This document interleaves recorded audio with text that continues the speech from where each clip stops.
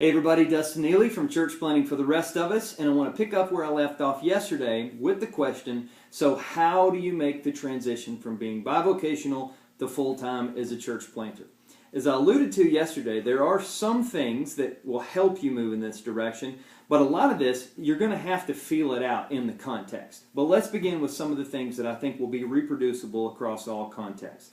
The first one is, this is a vision that has to be communicated. And as I told you yesterday, you need to communicate this from the beginning. Now, if you haven't up to this point, I think there's still some time on the clock to keep this from being a debacle. But the best way to do this is just tell people up front, hey, I'm working another job now, but the goal is eventually, because I want to focus, because this work is so important, so on and so forth, we want to move me to full-time at some point. You tell your fundraisees that, you tell your core group, you tell your wife, tell yourself, and you work in that direction. So that's the first way to move toward being full-time. Now the second thing is, I think you want to gradually back down on the financial burden that both you and the church are incurring. Now what I mean by this is, it's better to say, hey, down the road here, this is what I think we're going to be doing, instead of just saying, today is the day that I become full-time, so everybody better tithe like crazy next week. No, you want to ease into that as opposed to taking the ice-cold plunge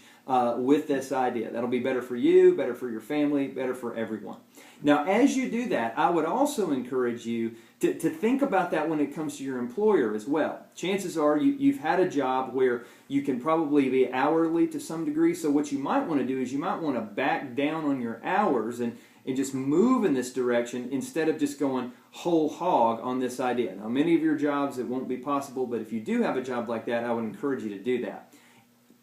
Excuse me. In either case, I would also encourage you to not burn those bridges, because here's the deal, friends. We don't know if this decision is going to be able to be maintained, so you want to keep a good employer relations with them. You want to also keep a good witness for the gospel with them. You want to keep in as good of connection as you can, so that if you do, in the next season, have to step back into that job, that you're able to do so. So don't burn those bridges if you don't have to. Now, the final thing I would want to talk about with this is, so what do you do with the notion of, what if you have to go back? Well, I think that you want to avoid that if you can, for the sake of momentum, and the sake of stability, and the sake of what it communicates to your church and to everyone around you. But you look at Paul's ministry, and from what we can find, there are times when he's bivocational and when he's full-time. So it's not this great loss for the gospel to have to do that. Different seasons call for different ways of doing the work. But again, if you've preserved those bridges as best you can, well, you're going to be on good footing to do that.